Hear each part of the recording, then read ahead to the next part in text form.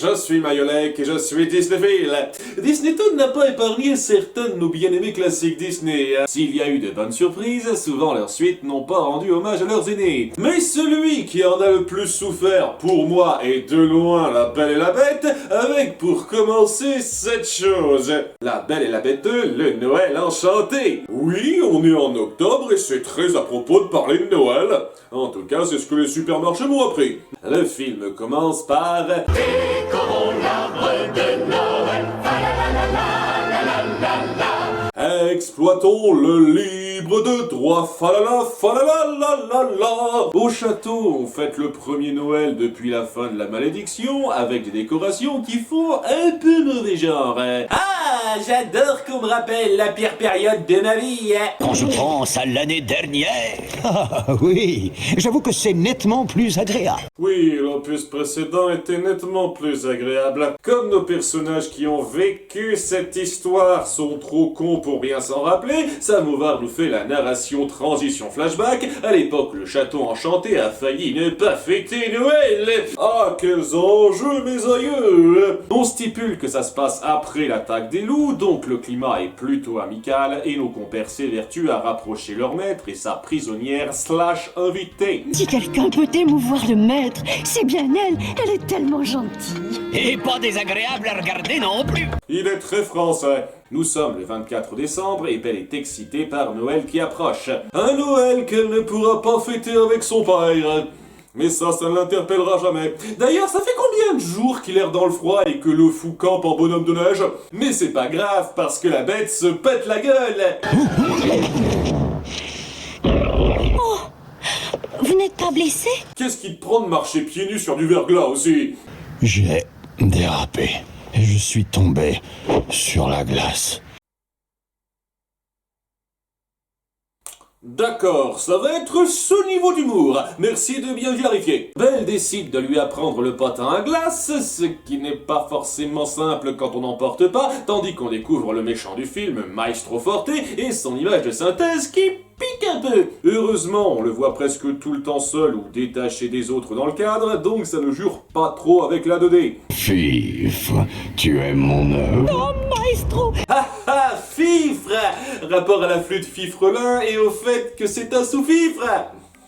Les parents des gens de ce château avaient une cruelle ironie prémonitoire. Fifre d'ailleurs, qui a dû avoir une enfance particulière, vu qu'il parle parfois de lui à la 3e personne. Y a-t-il un solo pour Fifre? Il tient absolument à avoir un solo de musique à jouer pour je ne sais quelle raison, et c'est pour ça qu'il suivra bêtement les ordres de Forte, qui lui promet de lui donner sa partition à lui un jour. Ouh, dépendance toxique, que c'est dramatique. Je vous cache pas que j'en ai un peu rien à secouer de la vie de ce type, même si le film adore insister sur lui. Mais qu'est-ce que j'ai fait? C'est juste une excuse pour que Forte puisse interagir un peu partout, sinon il ne pourrait pas faire grand-chose accroché à son mur. Il n'est pas content de la présence de Belle, car il ne désire pas être libéré du sort. Avant l'enchantement, personne n'avait besoin de ma musique, ni de mon génie original et grandiose. Mais aujourd'hui, le maître réclame mes mélodies. C'est ça, ces motivations? Vous avez un mec qui veut rester un objet enchanté, ça offre des tas de pistes psychologiques intéressantes, désir de vivre à jamais, obsession envers sa musique avec laquelle il veut ne faire qu'un, j'en passe. Mais vous partez sur « Je veux qu'on s'intéresse à moi !» C'est du gâchis de Richard Darbois. D'autant plus qu'en dépit de son modèle 3D, il y a pas mal de trouvailles visuelles sur la façon dont il affiche sa musique. C'est assez créatif. Il lui fallait juste des aspirations satisfaisantes pour en faire un méchant valable, et vous foirez ça. Et sinon, ouais, on a toujours ressenti la présence de cet orgue géant dont la bête avait besoin de la musique pour oublier sa peine dans le premier film. Redcon! Bref, en l'espace de 2 minutes, la bête a appris à patiner, mais la flûte les envoie dans la poudreuse. J'ai 12 ans! Mais voir sa forme monstrueuse se dessiner fait broyer du noir au pauvre petit bout de chou. Prends ça, sale neige! La situation est pire que jamais. Ouais, on n'est jamais tombé plus bas que ça par ici. Pourquoi est-ce que la bête est si désagréable? J'en sais rien, il est toujours comme ça. Même à Noël? Oui. Dis, Noël, c'est quoi exactement? Est-ce que Zip a le même problème de mémoire que Dory?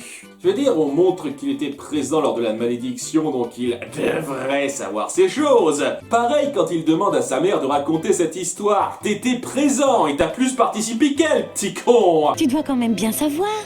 Les chaussettes devant la cheminée, le sapin, les guirlandes. Oui, à la France du XVIIIe siècle, on célèbre les fêtes exactement comme on le fera 200 ans plus tard.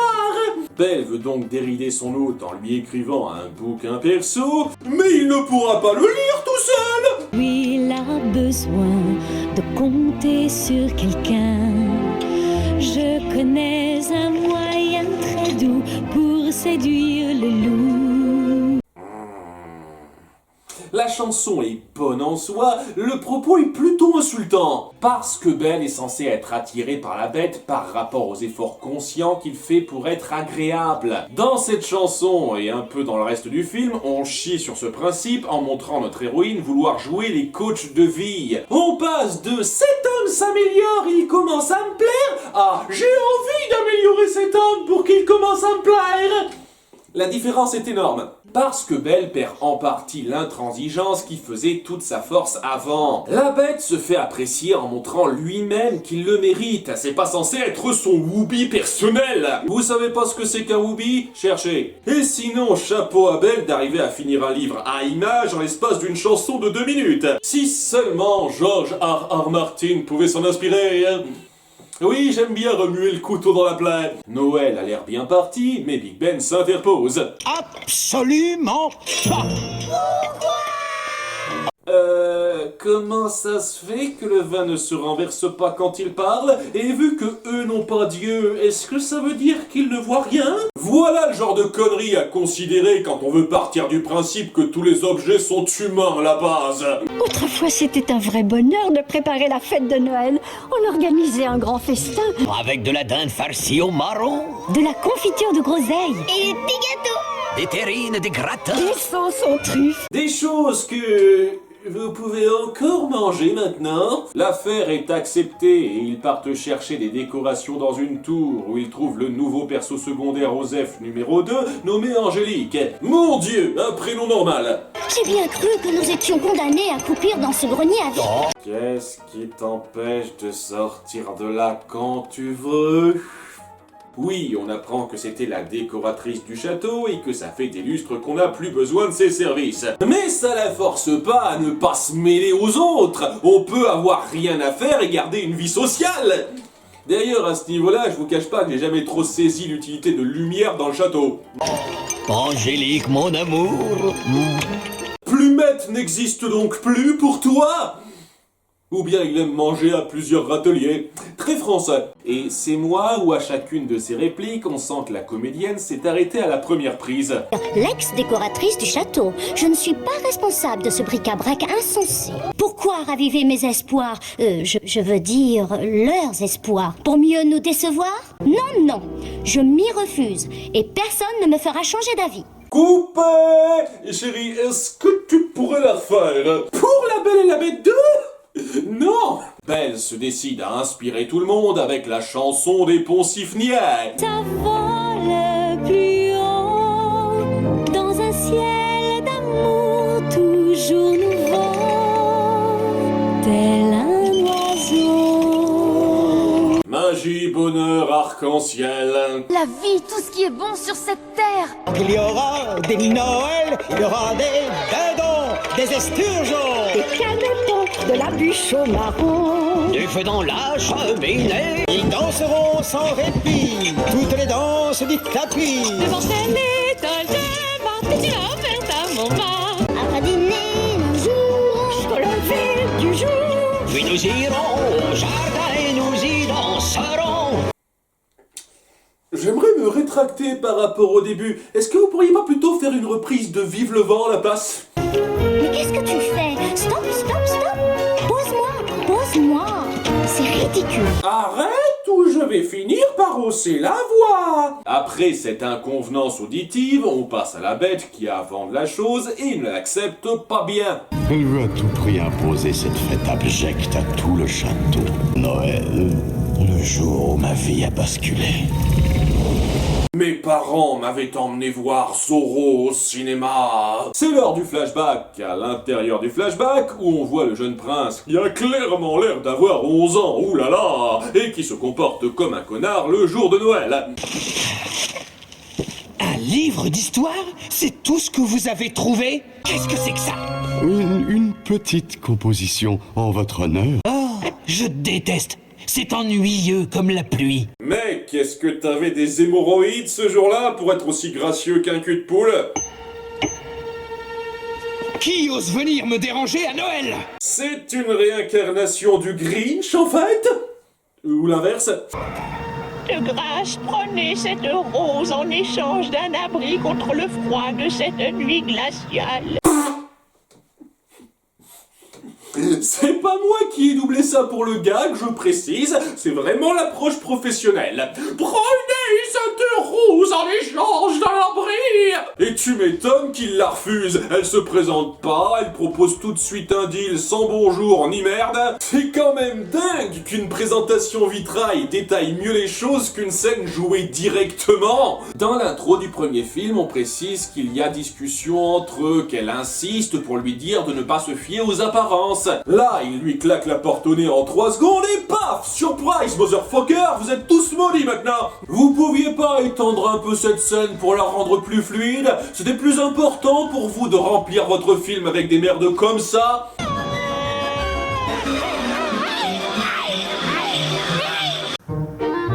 Vous avez de la graisse? Je me disais qu'avec un petit massage...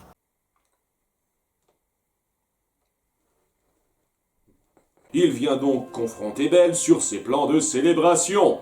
On choisit une bûche, tous ceux qui sont dans la maison la touchent et font un vœu de Noël. Les vœux sont inutiles et stupides. Vous avez fait un vœu l'année dernière. S'est-il réalisé pour autant? C'est pour moi la seule scène vraiment réussie du film. Parce que l'écriture lie avec fluidité les coutumes des fêtes à la situation de nos personnages. Chacun est mis face à son enfermement physique et on pose la différence entre la bête qui en fait également un enfermement mental et Belle qui n'accepte pas de le faire. Moi, je ne céderai pas.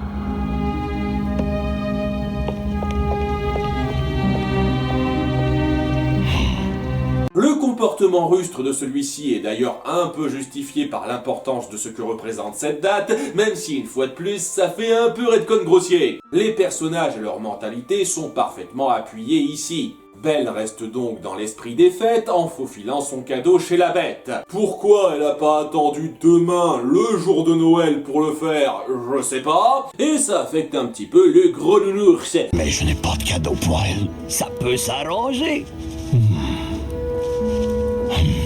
C'est vrai que je peux lui trouver une petite bricole. Un prince. Notre héroïne résolue part chercher le bon sapin pour la déco. Qu'est-ce que tu penses de celui-là? À ton avis, Et qu'est-ce que tu penses de celui-là? Pas assez touffu. Oui, parce que l'apparence, c'est très important. Vous avez fait gaffe aux matériaux de base? Elle ratisse donc tout le domaine, bredouille quand Forté attire son attention. Votre plus humble serviteur. Ravi de vous connaître, monsieur Forté. Je suis Belle. Oui. Ça reste subjectif. Avalanche de cadeaux? Oui. Festin? Oui. Guirlande? Bijoux? Bougies? Oui. Paillettes? Plumes? Abrège. Tout. Sapin? J'adore le fait que son plan repose sur le fait que tous les sapins du domaine sont à chier. Chose qu'il ne devrait pas savoir puisqu'il ne peut pas quitter cette pièce. Il leur pointe la direction de la forêt mystérieuse qui est juste à côté et... Ok, mon indulgence à être pris pour un con à ses limites. Car Belle dit qu'elle ne peut pas quitter le château parce qu'elle l'a promis, tout ça, et Forté la convainc avec de la rhétorique de merde. Respecter sa parole est beaucoup plus important que d'apporter le bonheur à autrui. Mais surtout, t'as pas oublié les loups, Bécasse? Ces trucs ont failli te déchiqueter et t'es prête à sortir avec un enfant pour risquer ça? Ah, mais c'est pas tout! Elle se rend au cœur des bois pour couper le bon sapin bien chiant à atteindre, alors qu'on envoie des totalement acceptables à l'orée de la forêt. Parce que ouais, vous avez tout le putain de temps du monde. Tiens, j'ai une idée de cadeau de Noël pour toi, Belle. Tes neurones. De son côté, la bête s'énerve de l'absence de Belle. Ah oui, elle y a pas pensé à ça aussi. Et il croit qu'elle l'a trahi pour s'enfuir du château, ce qui permet à Forté de rebondir là-dessus. Lorsqu'il faut que l'on aime, c'est sans problème. Un seul système, s'aimer soi-même. Être amoureux sans être deux, c'est tellement mieux. Pas d'envoi de fleurs, pas de douceur, pas de poème, de discours, et pas de belle de nuit, ni de belle de jour. C'est bête l'amour. Je dois reconnaître un truc, le rythme est foutraque et les paroles sont simplistes et stupides, mais au moins Darbois se donne un fond pour rendre ça supportable. Il y a même de la bonne créativité visuelle dans la mise en scène, si on fait pas trop gaffe à la bête qui nous sert des gueules d'Irish. De façon incroyablement étonnante, Belle se met en danger et la bête finit par arriver juste à temps pour la sauver in extremis. Ah, c'est comme dans le premier film, mais en naze. Seulement, il n'est pas content qu'elle soit partie comme ça, donc il la remet au cachot. Vous n'avez pas tenu parole. Je vous laisserai croupir au fond de ce donjon jusqu'à votre dernière heure.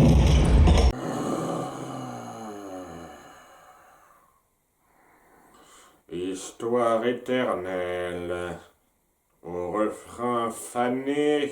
On assiste à une véritable régression du personnage et selon moi la plus grande insulte de ce film. Si la bête a une raison d'être plus bougon que d'habitude, ça ne justifie pas qu'il retombe au stade de tortionnaire cruel. Ça atténue grandement la puissance de leur romance parce que ça fait tourner en rond cette phase de départ négatif qui se devait d'être brève. Autrement, cette relation en devient davantage toxique et moins saine. Et même si le pire reste à venir sur cet aspect-là, ça reste particulièrement irritant au sein de ce film. C'est donc pas trop la joie dans le coin. Je vous avais dit que rien ne changerait. Je vous avais dit que le maître ne nous donnerait pas la permission et que Noël était une folie et que c'était sans espoir.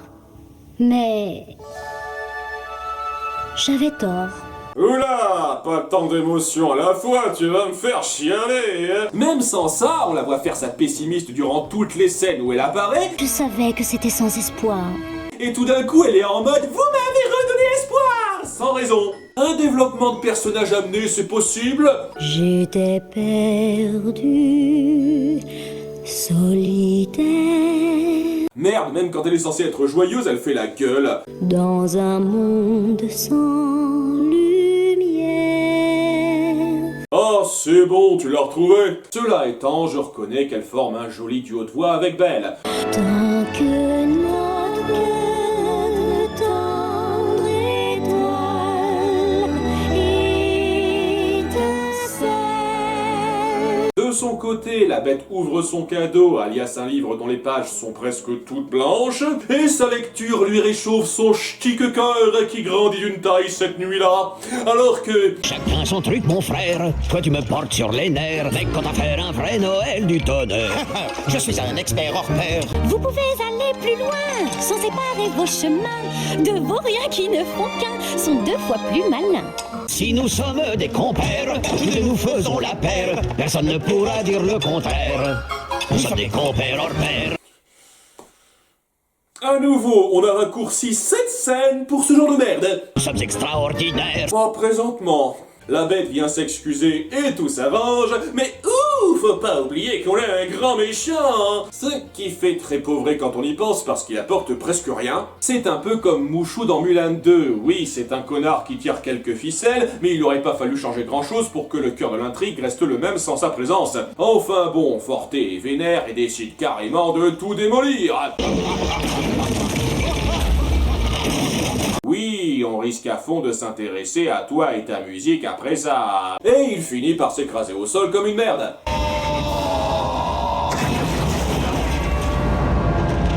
Jamais depuis Sarouche n'a-t-on vu de fin de méchant aussi épique. Notre château fête alors Noël, habillé de façon à rendre ce futur grand moment moins unique, et on repasse au présent où Samovar a fini de traiter la crise d'Alzheimer précoce de tous les autres. Ça vient peut-être d'un truc qu'il y a dans les murs. Est-ce que l'amiante peut provoquer des pertes de mémoire? Et Fi fera enfin droit à son putain de solo. Youpi tralala. C'était vraiment pas super. Les personnages se comportent de façon stupide, voire régressive par moments. Ça fourmille de passages gagatardés pour remplir les 1h05 en bâclant des scènes et développements qui auraient bien eu besoin de ce temps-là. Et une chanson sur deux est dégueulasse. Quelques rares moments acceptables ci et là ne suffisent pas à sauver ce léger désastre. Cela étant, ça reste que vaguement potable en comparaison à ça.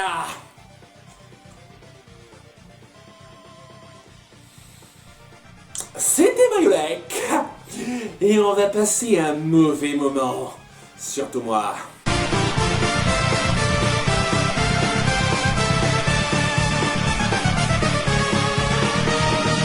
C'est une réincarnation du Grinch, en fait. En fait, je meurs en même temps que je fais ça. Je pensais que j'avais passé ma puberté, moi.